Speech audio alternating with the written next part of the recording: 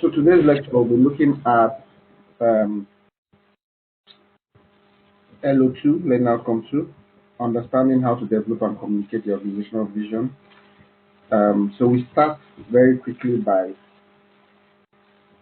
highlighting the different levels of leadership. So when we talk about leadership in an organization, it's a very broad term, and actually we have different levels of leadership. We have leaders at the front line. In fact, some people will even argue some of the followers can also be leaders, right? But above that level, where a follower can also exhibit leadership skills and leadership roles, especially in teams. You have the first line supervisors or first line managers, and for them, they focus on the current job and what's coming next, right? Just the short time horizon that they focus on. People higher than them, your heads of departments and so on, will be looking a few years ahead into the future. And then the most senior leaders, what we call the executives or the C-suite. By C-suite, we mean your CEO, Chief Executive Officer, your COO, Chief Operations Officer, CFO, Chief Finance Officer, CIO, Chief Information Officer. So all the C, the chiefs, which is basically the executive team headed by the Chief Executive Officer, the CEO, need to create a vision that is much more long term. So they will be looking typically 5 to 10 years ahead or even longer to say what does the organization need to do to beat the competition, to be 2, 3 steps ahead of the game, ahead of policy or government changes or regulation changes, ahead of what competitors are likely to do, ahead of technological changes and so on. So we have the idea of different levels of leadership, right?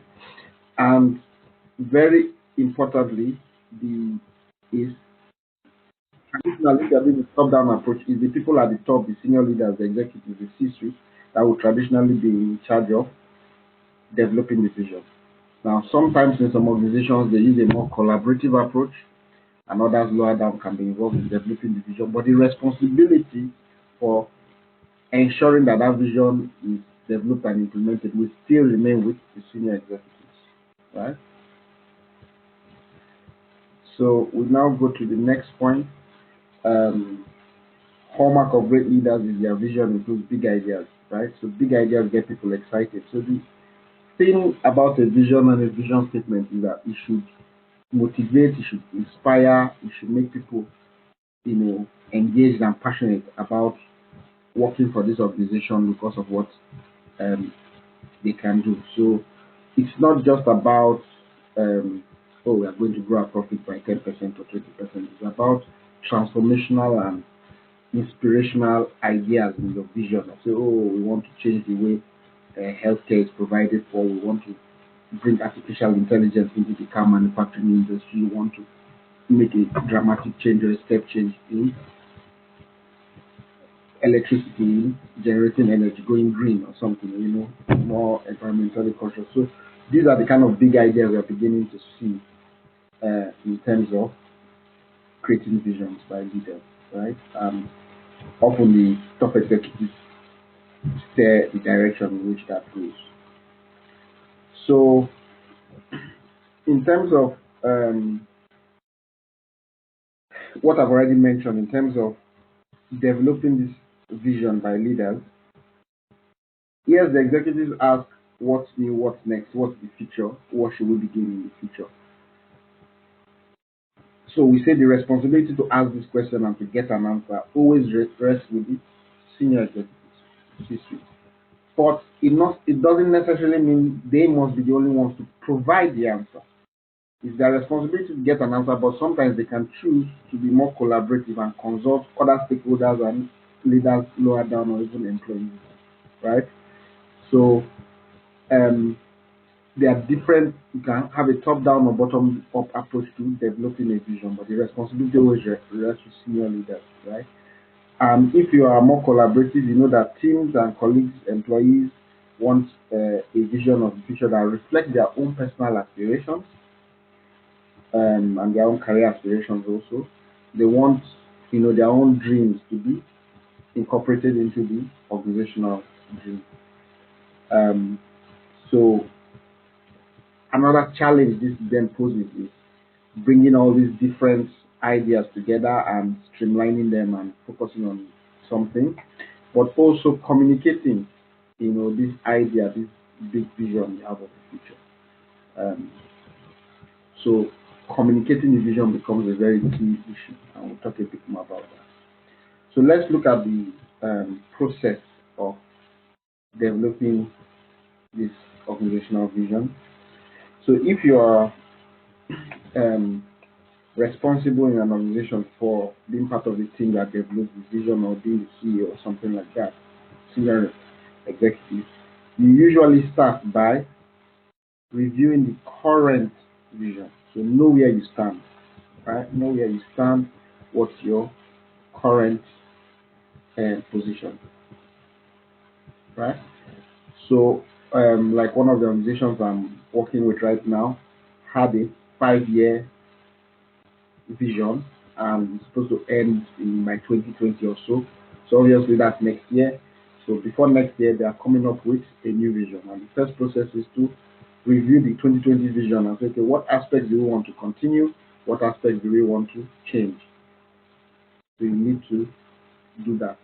In some cases, there will be no vision at all, or it's a new organization or vision that didn't have a clear vision. You'll be doing this for the first time, in which case you may not be reviewing an existing vision statement, but you'll be reviewing, what the company has done in terms of its plans and operations. So in terms of how the vision statement links to the other strategic communication tools. We covered this at the last learning outcome, so I won't spend much time on this. But we say that the vision is your inspirational and motivational and persuasive statement. It's the thing that wins hearts and minds and is future focused, maybe the next 5 or 10 years. This is the impact you want to make in society. This is what you want to achieve, right? Then based on that, you have a mission statement, which says this is why you are doing this. This is the meaning or purpose of our organization. Our organizational purpose meaning. It will also, as part of the mission statement, it's typical to also have a set of values, core values of the organization, ethical values. The organization will always work with integrity, to respect people from every religion, gender, class, will not discriminate, things like that. So the behavioral and ethical aspects that will guide how you go about pursuing your vision and mission. You also have the goal or corporate objectives, which will now bring this down into SMART objectives: specific, measurable, attainable, relevant, time-bound objectives. This is where we say, okay, based on our vision and mission statement, our objective by 2020 is to grow profit by 20%, is to grow our customer base by 40%, something like that. So we say that the first step is to review where we stand, review our current vision. Second step is to look at essential information that will shape the future vision. So we look at review the current vision, step 1. Step 2, we start saying what information do we need in developing the future vision, where we want to be. We need to do some sort of analysis of the internal and external environment. We need to know a bit more information around our operating environment and the changes that occur. One common tool that is used in this type of analysis will be your SWOT analysis. So SWOT simply means strengths, weaknesses, opportunities, and threats. SWOT, strengths, weaknesses, opportunities, and threats. The easiest way to look at it is to say, as an organization, what are our key strengths? We need to strengthen and build on those strengths. What are our most important weaknesses that we need to overcome and rectify? What are opportunities to grow our business or to do our business in a different way? What are threats that we need to avoid or mitigate or prepare for? Right? So obviously, there are positives and negatives. So the positives being your strengths and your opportunities, and negative things that are not so good or challenges are your weaknesses and threats. And when you look at the internal within the organization, the internal, you are looking at both strengths and weaknesses. strengths and weaknesses of the organization. When you're looking at the external environment outside the organization, you're looking at opportunities and threats. So what we are saying is you can have a four-box grid with your positive and negative, internal and external. So anything that is positive is strength for the organization from within the organization. For instance, the skill set of your employees, the loyalty of your employees, the innovation ability of your capability of your employees. That's your strength, positive from internal within the organization, internal environment. Anything that is from within the company but is a negative. For instance, you may have high turnover or low employee engagement or not enough um, financial acumen, financial capability to pursue our projects. These are weaknesses. They are negatives, but they are from within the organization. And then when you look at the external environment, the positives there are opportunities, things from the outer environment you can capitalize on. Oh, there's a growth in technology such as social media. How do we capitalize on this to grow our business or to do our business differently? And then when you look at external environment for things that are threats, things that may be negative to your organization, these are your challenges. So that the government is going to change the regulation and increase taxation or ban export of this or whatever is going to affect our company. So these are your threats. So together you have your SWOT analysis. You normally do this as a leadership team. You come together and you brainstorm together to identify, and under each of these four boxes you can have your bullet points, 5 or 6 or even 10 items, and then prioritize the top 3 or the top 5 items, and then you can now start planning. So this is like step 2 of creating your vision. You have to do some sort of gathering information for the future, scanning your environment. So we said in developing a vision, step 1 is reviewing where you stand, your current position, current vision statement, current strategy, everything. Step 2 is gathering information, scanning the environment. We talked about use of a SWOT analysis. Some people also use a pestle analysis, that is looking at political, economic, social, technological, and legal factors that will affect your business. Step 3 is brainstorming or visioning, painting a clear picture of where you want to go. So based on where you are now, the things you want to continue building upon, the things you want to change and avoid, is identify them. Then based on your environmental scan, internal external environment, for instance, through SWOT analysis, the things you want to build on your strengths, the weaknesses you need to identify. You now have an idea of what you need to do for your future, which is step 3 now. You bring all this together, identifying exactly, and this has to do with subjective judgments, personal opinion, and creativity, brainstorming how you want to go forward as an organization. So, in terms of factors which impact on creating an organizational vision, there are some key things we like to highlight. So one is your organizational ideology or philosophy, how you guys view life, how you guys view the industry, and how you guys view the products and services you offer. So for instance, if you are a healthcare company, you may view the sanctity of life and the idea that medication should be as cheap as possible. That can be your philosophy, right?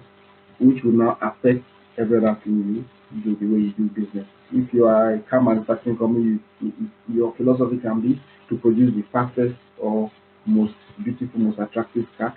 Alternatively, your philosophy can be, well, the car industry should not kill the environment. Therefore, we need to look for more environmentally friendly design of cars, either electric cars or so on. Right? So this your philosophy is going to affect everything else. Right? So what's your ideology of philosophy? How do you view life, and how do you view your organization and the impact of the society or organization? That will help you identify your organizational purpose or aim while you are in the business, as well as your core values, which we talked about at the last class, your ethical and behavioral norms that are expected of employees. So your leaders have to draw on this philosophy, purpose, core values, or change this philosophy, purpose, and core values where necessary and use this to develop a clear vision statement that is easily understood by everyone who reads it, all stakeholders, and persuade people to buy into this idea, this vision, in their hearts and minds. So the next slide obviously just gives a bit more detail into this. I won't go into this, but it just gives you an idea of how your vision draws on cognitive concepts, which are very logical concepts, but also draws on more innovative and imaginative concepts, more creative ideas. So your vision is a bit of use of logic, a bit of use of creativity and innovation, a bit of you must have a broad view, a big picture view, not a narrow view or focus, a narrow focus, but you have to look at things as big picture as wide as possible, right? And it must give a clear direction. So that's an idea. This again, I'm not going to go into it, just throws more information, more light on the things we talked about: your ideology or philosophy, your core purpose, your core values, your leadership, and your vision. Explain the different elements of each of these. So um, again, this is a summary slide that just identifies once again based on the diagram, your ideology, purpose, core values, so on. So all of this basically is just repeating or providing more detail on this diagram, right? Which I've explained.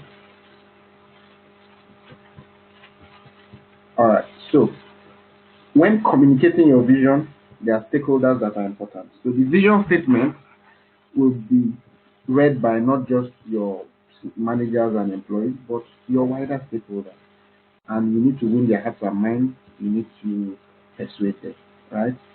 Your stakeholders will include your employees, so to get the engagement and commitment and loyalty of your employees and their passion to do their job, to be part of the organization and the vision they are pursuing.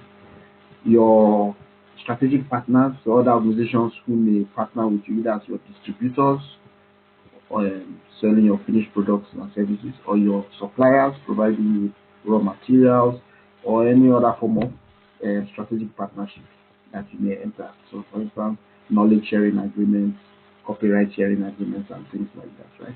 Companies need to believe in you. If not, they're going to pull back and look for something else to go, someone else to partner with.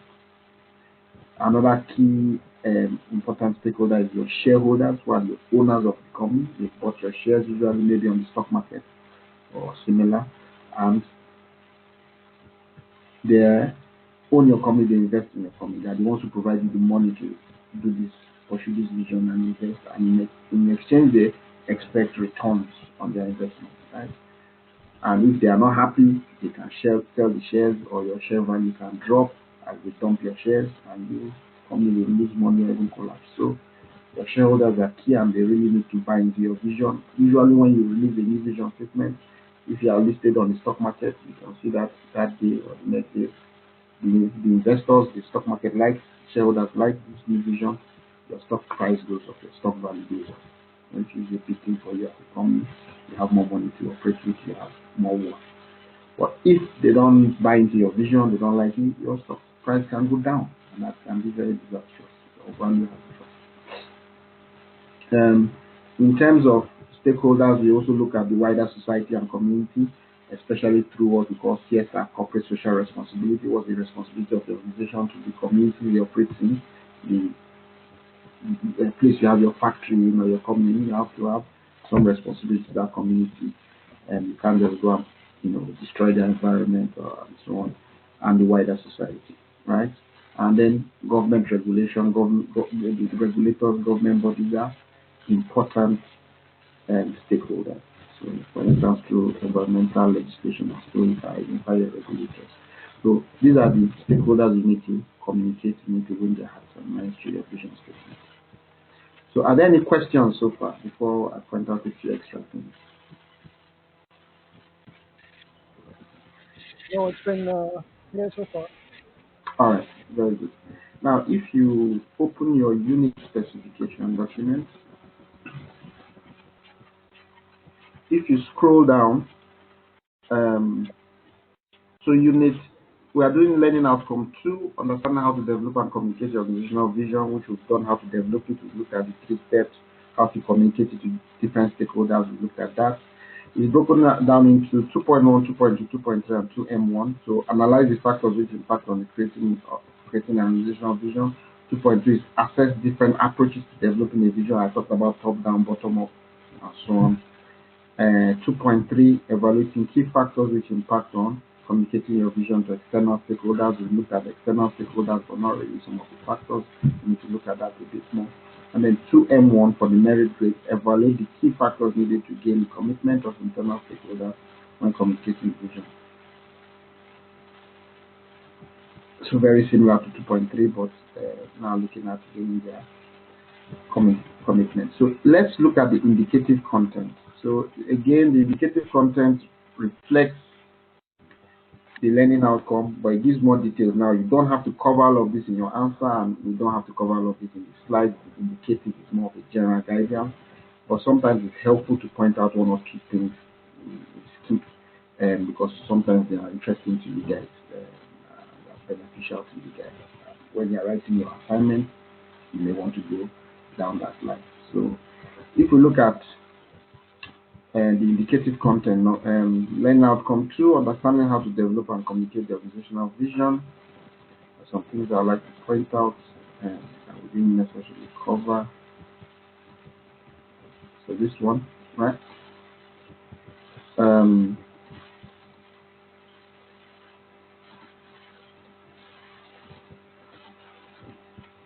So when we look at factors impacting on the organizational vision, right? Some of the things that you may also want to cover in addition to what we talked about in the slides, I want the history of the organization. So remember we said you need to review where you currently stand as the first step in creating a vision. A big part of that will be the history of the organization. So especially when you have an organization that's 100 years old, 200 years old, has a history of maybe serving humanity or a history of, being innovative or whatever, society continues to expect that your employees, many of them join the company expecting that to continue, right? So it plays a big part, and sometimes you need to use that. And that's why you see a lot of vision statements sometimes would also say we are building on this history or we are continuing this historical aspect of our organization. We are showing how what we are doing now is the next step in an evolution in our history, right? So, for instance, you see if a car manufacturing company now wants to start manufacturing rockets to go to space, they will now show how well when they started manufacturing the cars were quite an unusual mode of transportation, right? But it's still a mode of transportation, and now they are just using that technology to enhance it to a new mode of transportation, rockets for space. But you have to build on that history to even have some minds to show how what you are doing is new, but at the same time is within the historical trend of always being an innovator or always doing car transportation or whatever new modes of transportation. So one of the factors of just its history, we looked at the external and internal business environment using the SWOT analysis.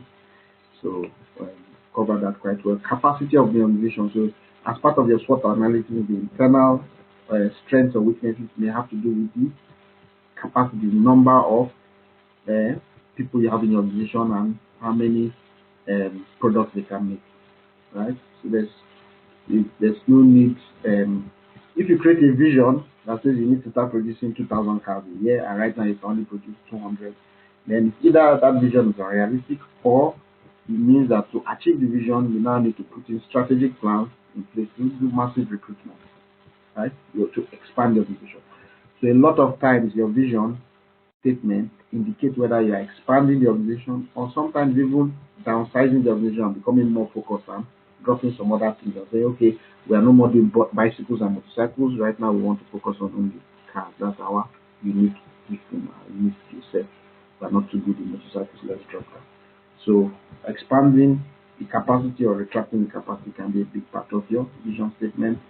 And then potential barriers, these are like the opportunities and threats. We look at that. And then skills and ambition of your leadership team. So obviously the people in charge of this whole process will say the leadership team, they don't have the right skills and ability to lead, they may not do a good vision statement.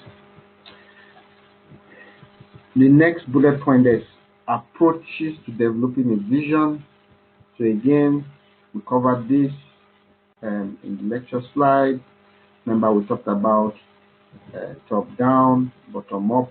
Top-down being where the senior executives, the C-suite, decide to develop the vision. Bottom-up being where the senior executives decide we need a vision. We'll give some ideas, but we also want ideas from the bottom, and they get the ideas from the bottom. But they're in charge of the process of collating all these ideas and getting everyone involved in that process. So the senior leaders remain in charge, but the actual suggestions they can open up to a wider audience. So you have top-down, bottom-up approaches to developing a vision. It's a choice which to use. Each one has its advantages and disadvantages. The timing is also important. Sometimes you need it very fast when you had a scandal, corporate scandal or whatever. You need to act very fast, or you're losing market share very fast. There's massive changes in your industry, so you need to also look at the timing. What else is happening in your industry at that time, and how do you link into that? Your vision needs to be very clear. Your vision statement needs to be very clear and persuasive. It needs to be very specific. Although it's high level, is big, but there should be some level of specific things people can come away with and say, oh, we know that this company wants to enter space through rockets, or we know this company wants to be more environmentally conscious or whatever. Good quality information needs to be presented and so on, right? You need to look at also having things like feedback loops. So when you present your vision statement, you need to listen for the response from each stakeholder you present. Get their response. The investors like it, what don't they like about it, what do they like about it, the same with the employees, and so on and so forth. So that's those are some things you just need to think about in terms of also engaging in two-way dialogue around your vision statement, making presentations to all your stakeholders, and understanding how this will be interpreted in different cultural contexts. So in terms of the third point, there are factors which impact on the communication of the vision to internal and external stakeholders. So in the lecture slides, we went through the internal and external stakeholders and mentioned some of the issues. But some more issues are here. It's worth pointing out. So obviously the size of the organization, where if you're a large multinational corporation, you're expected to do much more consulting. Maybe take a bit more time. If you are a small or medium scale enterprise, this can be a shorter time span in developing and communicating a vision. So the size of your organization also affects this, how much stakeholder involvement you will be expected to get involved with. So big organizations will be expected, for instance, to involve their local communities at a higher level. Right? An organization, if you are a community of 50,000 people and you are a company that employs 10,000 out of them, right? One in 5 people works in your company. You have to really involve the local community. But if you are a small enterprise, you only employ 10 people in that community of 40,000, you will not be expected to involve the whole community in everything you are doing and your new vision statement and so on and so forth. So size plays a role. Organizational development, so this is the way you develop your individual teams and the organization as a whole, and develop their capability and ensure that they have good team dynamics and organizational dynamics. What we are saying here is that your vision statement can be used at each level, individual, team, and organization, to develop clear understanding of your organization's purpose and become more effective as a team or individual employee or the organization as a whole. Culture and diversity, so where you have diverse workforce, you may want to draw on all these different backgrounds with different ideas in developing your vision statement. You may want to make sure that your vision statement respects people from different backgrounds and so on, and different cultures, right? So it's culturally relevant, it doesn't discriminate in any way or form, right? Complexity of the business you are in obviously will be reflected in your vision statement. If you are in a simple organization where all you are doing is manufacturing bottled water, maybe not too complex, but where your NASA, for instance, sending people to space, that's a much more complex process, and that will be affect the way you communicate to your stakeholders and how you address them. Right? You have much more complex or much more knowledgeable stakeholders, and you have to take care in communicating with them. Boldness of the vision, obviously, how radical your vision is or how normal, conventional your vision is, will come across when you communicate. Right? Your communication systems and communication channels, what communication systems you use? Are you just putting this on your website? Are you actually going to hold town hall meetings with employees and people in local communities? Are you going to hold investor forums with shareholders and so on? You know, what systems are you using? Will you send an email? Will you write blogs? Will you write in your company magazine? Will you go do a video, put on YouTube, even social media? You need to look at your communication and dissemination channels to cascade this vision to different layers in the organization and different stakeholders. Right? So these are factors you need to consider beyond just the content of your vision. So I just thought I'd highlight some of these things, even though we didn't specifically mention them in some of the slides, some of them we did mention. So any questions? Oh, thank you. Very clear.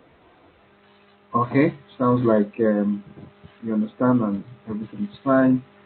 So we are we're sure now that we have a better idea on how to understand and how to develop a vision and how to communicate it. Right? We know the process: bottom up, top down, developing a vision, starting from where you are now, scanning your environment using a SWOT analysis where you want to be, so on. And also communicating it for your stakeholders, what communication channels are using, what factors you need to consider. So hopefully see you at our next class, I believe next weekend. Alright. Hope you have a nice weekend. All right. All right. Thank you.